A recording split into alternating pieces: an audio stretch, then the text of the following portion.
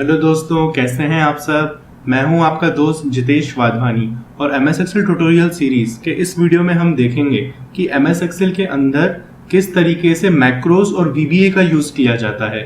VBA मतलब visual basic for application और macros, इन दोनों की मदद से हम एक्सेल के अंदर ऑटोमेशन कर सकते हैं। क्योंकि कई बार क्या रहता है, हमारे पास हर मंथ के एंड में एक एक्सेल शीट आती है और हमें उसमें कुछ ना कुछ चीजें लगानी पड़ती हैं, जैसे हेडर्स लगाने पड़ते हैं, कुछ फॉर्मेटिंग करनी पड़ती है और कुछ ना कुछ चेंजेस मॉडिफिकेशंस करने पड़ते हैं।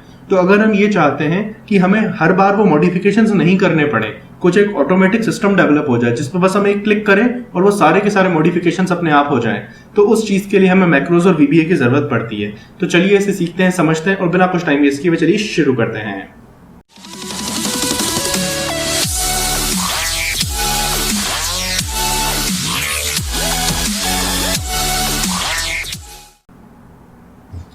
तो दोस्तों, यहाँ पे अपने पास सबसे पहले एक टेबल दे रखी है, ठीक है, जिस टेबल के अंदर एक एम्प्लॉय की आईडी है, उनके लास्ट नेम है, उनके फर्स्ट नेम है, उनके डिपार्टमेंट है, उनके फोन एक्सटेंशन है, उनकी लोकेशन है, उनके पेरेंट्स है, ऐसी कुछ चीजें हैं। तो अपन ये मानते हैं कि इस टाइप की टेबल हमारे पास बार बार आ रही है, हर मंथ के एंड में ये टेबल हमारे पास आती है और हमें इसमें हेडर लगाने पड़ते हैं और कुछ मॉडिफिकेशन, जैसे मान लीजिए डेट का फॉर्मेट चेंज करना पड़ता है, रुपीस की जगह डॉलर में लिखना पड़ता है, करेंसी को, इस टाइप के चेंजेस हमें कुछ ना कुछ करने पड़ते हैं, ठीक है।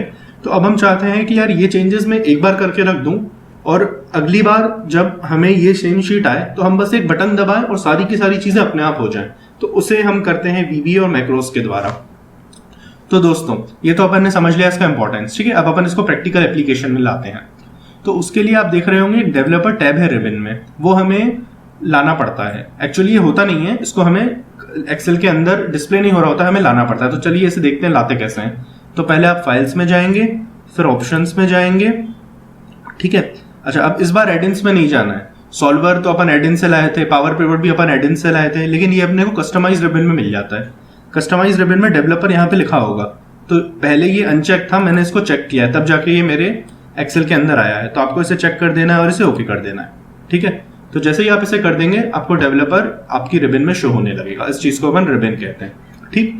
तो डेवलपर आप यहाँ पर ले आए हैं। तो अब अपना डेवलपर आ गया। अब डेवलपर आने के साथ साथ अपन देख रहे हैं कि इसमें कोड नाम का एक ऑप्शन आया है, जिसके अंदर हमें कई सारे ऑप्शंस मिल जाते हैं। विजुअल बेसिक भी मिल गया, मैक्रोस भी मिल गया, रिकॉर्ड मैक्रो भी मिल गया और इस टाइप की कई सारी चीजें हमें यहाँ पे मिल गई, ठीक है।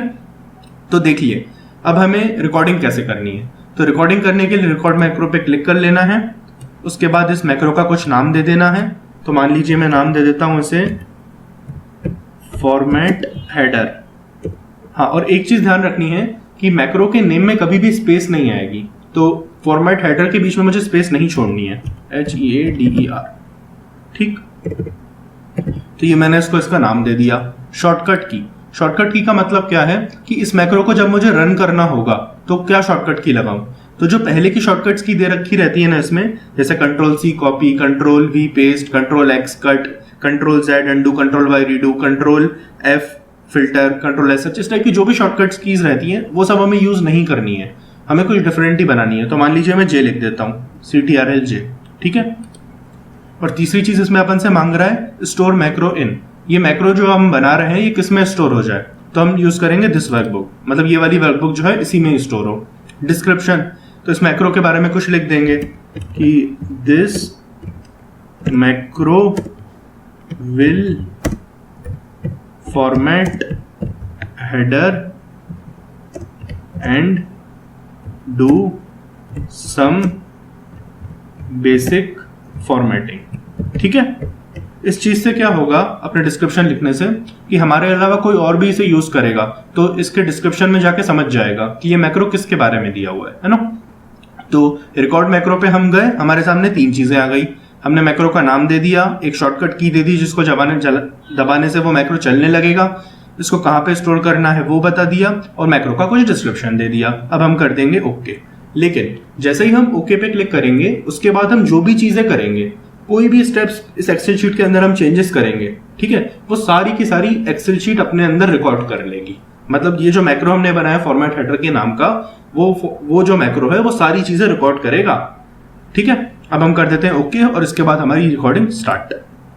तो यहाँ पे हम देख सकते हैं स्टॉप रिकॉर्डिंग का बटन है, मतलब अब जो भी इसमें चीजें होंगी वो रिकॉर्ड हो रही होंगी। ठीक है, चलिए इसमें कुछ फॉर्मेटिंग करते हैं। सबसे पहले तो मैं एक इसमें रो ऐड कर देता हूँ, राइट क्लिक करके इंसर्ट। ठीक, रो ऐड करने का एक शॉर्टकट तरीका भी होता है CTRL+। तो या तो आप राइट क्लिक करके इंसर्ट कर दो या CTRL+ दबा दो। अब हम इनकी हेडिंग्स दे देते हैं। तो ये हो गई एम्प्लॉय आईडी, ये हो गया लास्ट नेम, ये हो गया फर्स्ट नेम, ठीक है, ये हो गया डिपार्टमेंट, ये हो गया अपना ईमेल, ये हो गया अपना एक्सटेंशन, और ये हमें दिया हुआ है लोकेशन, और ये हमें दिया हुआ है डेट, हायर डेट, और ये हमें दिया हुआ है पे। ठीक, ये चीज हमने कर ली। अब हम इसे कुछ फॉर्मेटिंग कर देते हैं ताकि ये अच्छी लगे। इसको सिलेक्ट किया, होम बटन पे गए, इसमें ब्लू कलर का कलर फिल कर लिया, इसका फॉन्ट हमने बढ़ा दिया, 16 कर लिया। ठीक है, अब ये थोड़ा प्रेजेंटेबल लग रहा है। अच्छा, अब हम एक चीज और करते हैं, इस पूरे को सिलेक्ट करके इसमें फिल्टर लगा देते हैं। सॉर्ट एंड फिल्टर पे गए, फिल्टर लगा दिया। ठीक है, ये जो भी चीजें मैं कर रहा हूँ ना, एक्सेल रिकॉर्ड कर रहा है। अब अगली बार मुझे केवल एक बटन दबाना है और ये सारी चीजें अपने आप होने लगेंगी। ठीक है, अब अपन जाते हैं करेंसी का फॉर्मेट अपने को चेंज करना है। तो यहाँ पे गए, इस पूरी कॉलम को कैसे सिलेक्ट करेंगे, CTRL शिफ्ट डाउन एरो, ये पूरा कॉलम हो गया सिलेक्ट।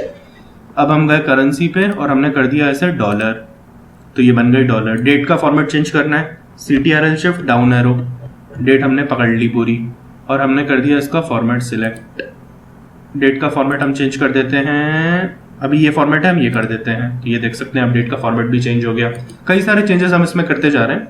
ठीक है, और 1 2 3 एक काम करता हूं, मैं इसको डिलीट करता हूं, ये हो गया डिलीट। ठीक, अच्छा, अब हमने कुछ ना कुछ चेंजेस कर लिए, लेकिन इन चेंजेस करने के बाद हमसे कुछ गलती हो गई। ये मैक्रोस अभी हम पहले सेव कर लेते हैं। तो इस मैक्रो को हम डेवलपर में जाके स्टॉप रिकॉर्डिंग करेंगे। जैसे ही हमने रिकॉर्डिंग स्टॉप कर दी, जितने भी चेंजेस इसमें किए हैं वो उसके अंदर सेव हो गए। अब हम मान लेते हैं कि अपन से कुछ गलती हो गई है, जैसे हुई है मुझसे गलतियां। मैंने हायर डेट में डेट की स्पेलिंग गलत लिख दी, DATE होगा। यहाँ पे मुझे पे रेट लिखना था, मैंने केवल पे लिखा और मेरे से ये चीज भी डिलीट हो गई गलती से। तो ये भी जो भी हमसे गलती हुई है, इसको अपन एडिट कैसे कर सकते हैं। तो अपने को जब मैक्रोस में एडिट करना होता है तब हमें डेवलपर पे जाना है, कोड में जाना है, विजुअल बेसिक एप्लीकेशन में जाना है, इस पर क्लिक करेंगे तो ये एक अलग से पूरा का पूरा विजुअल बेसिक फॉर एप्लीकेशंस का हमारे सामने विंडो खुल जाएगा।